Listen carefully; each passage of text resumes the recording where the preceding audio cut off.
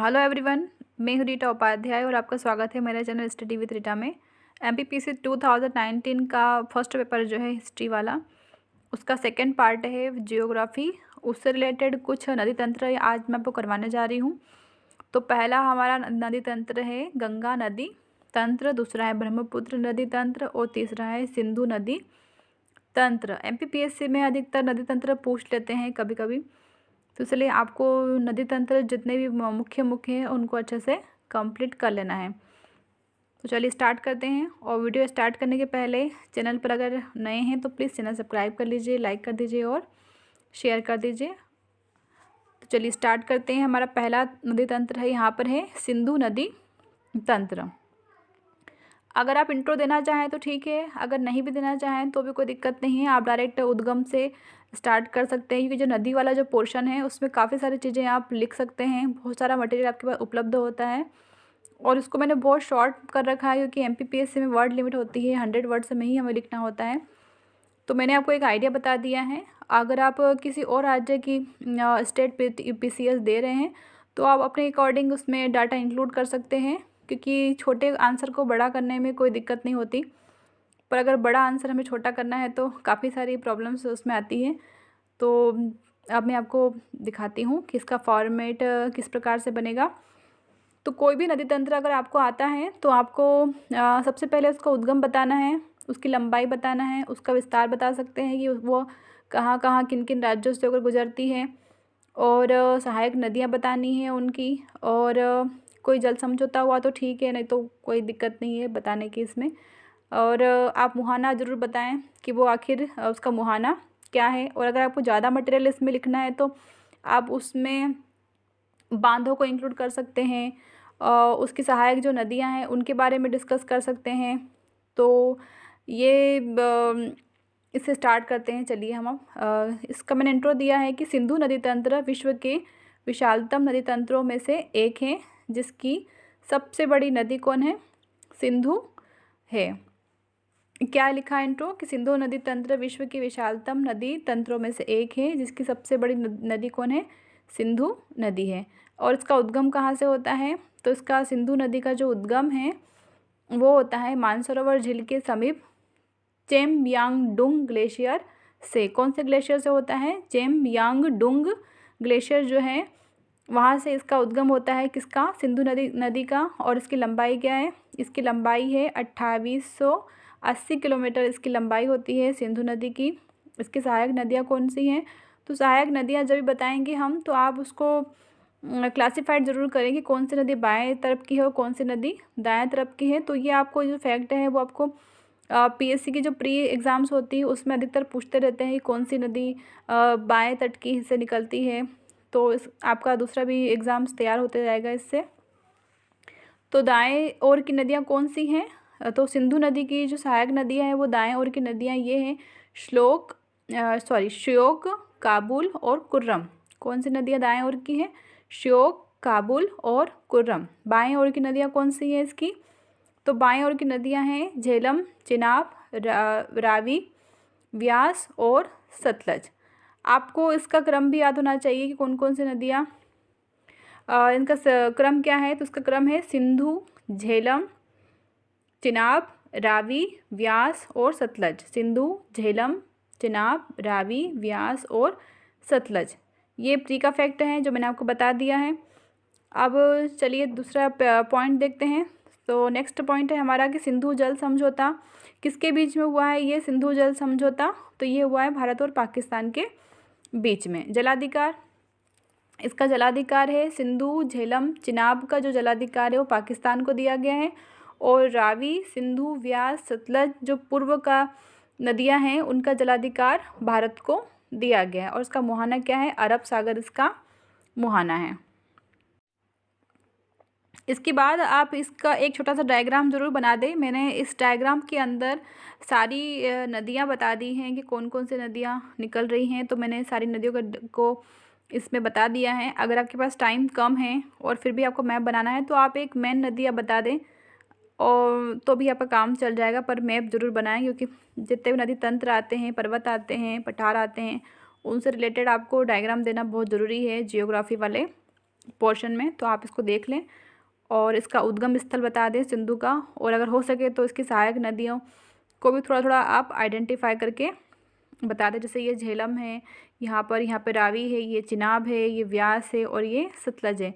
ये 3 नदियाँ देख रहे हैं आप, चिनाब, व्यास और सतलज। ये तीनों का आप देखेंगे कि एक ही स्टेट से निकली है। तो ये कौन सा स्टेट है? ये हमारा है हिमाचल प्रदेश से। और सिंधु नदी तंत्र की जो झेलम नदी है वो एकमात्र ऐसी नदी है जो कि कहाँ से निकलती है? जम्मू कश्मीर से निकलती है झेलम। तो 4 नदियाँ हैं, सॉरी, कौन कौन सी?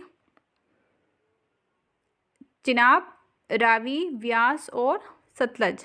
चिनाब, रावी, व्यास और सतलज जो नदी है वो हिमाचल प्रदेश से निकलती है, और एक झेलम जो नदी है वो जम्मू कश्मीर से निकलती है। नेक्स्ट है गंगा नदी तंत्र। नेक्स्ट है हमारा गंगा नदी तंत्र। तो इसका उद्गम कौन सा है? इसका उद्गम है गोमुख हिमानी या गोमुख ग्लेशियर जो है इसका उद्गम है। और इसकी लंबाई क्या है गंगा नदी की? गंगा नदी तंत्र में हम किसके बारे में बताएंगे? सिर्फ गंगा के बारे में ही बताएंगे, है ना।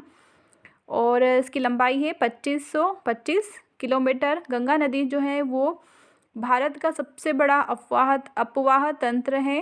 भारत की सबसे बड़ी नदी है ये गंगा नदी। और सबसे बड़ा नदी तंत्र भी कौन सा है भारत का? वो भी गंगा नदी तंत्र ही है। इसकी सहायक नदियाँ कौन कौन सी हैं? तो उसके भी हम क्लासिफाइड करेंगे कि बाएं तट की कौन सी है और दाएं तट की कौन सी है। तो दाएं तट की नदियां हैं यमुना, चंबल, बेतवा, सोन और दामोदर। कौन कौन सी हैं? यमुना, चंबल, बेतवा, सोन और दामोदर। और बाएं तट की नदियां कौन सी है? तो बाएं तट की नदियों में सम्मिलित है घाघरा, गोमती, कोसी, तिस्ता, ब्रह्मपुत्र और गंडक। कौन कौन सी हैं? घाघरा, गोमती, कोसी, तिस्ता, ब्रह्मपुत्र और गंडक जो है इसकी सहायक नदियां हैं। किस तट की? बाएं तट की नदियां।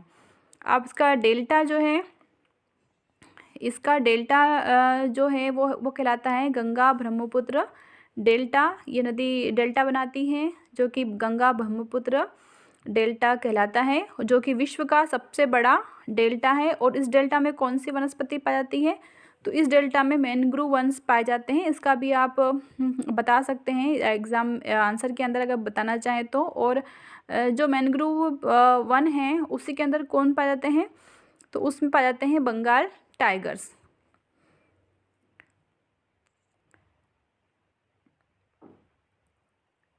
मुहाना, इसका मुहाना बताएंगे बंगाल की खाड़ी। और अगर आप चाहें तो उसमें विस्तार ही बता सकते हैं कि कहाँ कहाँ से ये गंगा नदी निकलती है। तो गंगा नदी मुख्यतः भारत के 5 राज्यों से होकर गुजरती है: उत्तराखंड, झारखंड, बंगाल, उत्तर प्रदेश। तो आपको ये बता देना है अगर आप बताना चाहें तो। फिर इसका एक डायग्राम दे देना है कि मेन नदी आपको बता देनी है कि मेन नदी कौन सी है। मेन नदी बता देंगे और उसकी ये सारी सहायक नदियाँ आप बता देंगे। आप अपने हिसाब से इसको थोड़ा सा और छोटा कर लेना क्योंकि टाइम इतना नहीं रहता है हमारे पास, पर मैंने सिर्फ आपको बताने के लिए बता दिया। यहाँ पर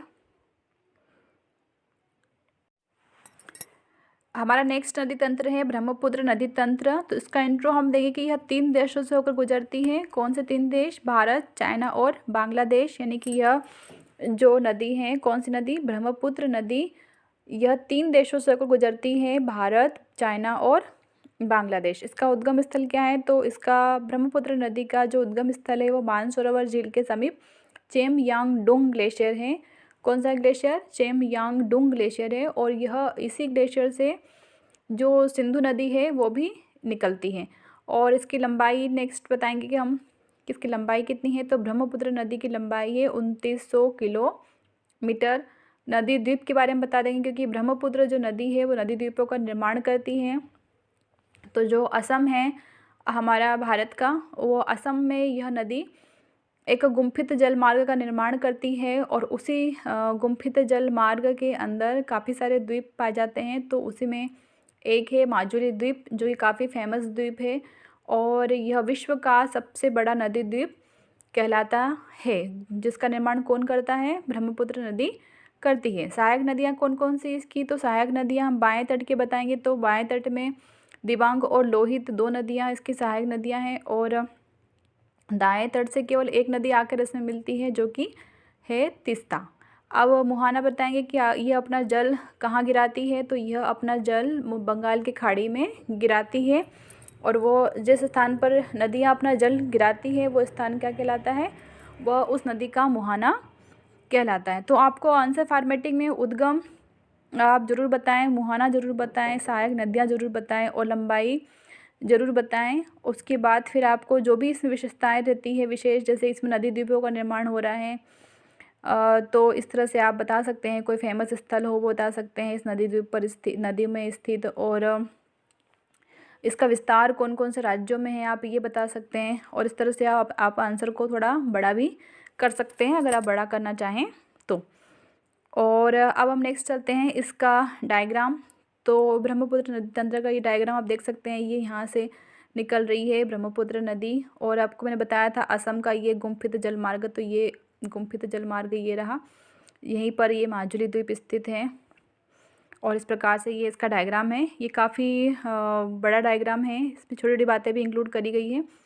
आप चाहें तो एक सिर्फ आप ब्रह्मपुत्र नदी जहाँ से निकल रही हैं आप उसी एक का बता सकते हैं, और उसकी जो सहायक नदियाँ मैंने बताई हैं आपको 3, आप उसको बता दें केवल, तो भी आपका काम चल जाएगा। तो आप आज हमने 3 नदी तंत्र पढ़े। नेक्स्ट टाइम में और कुछ लेके आऊँगी आपके लिए भूगोल से रिलेटेड। तो आप प्लीज़ अगर आपको अच्छा लगे वीडियो तो लाइक ज़रूर कर दें ताकि हमारा मोटिवेशन बना रहे, और सब्सक्राइब ज़रूर कर लें। Thanks for watching.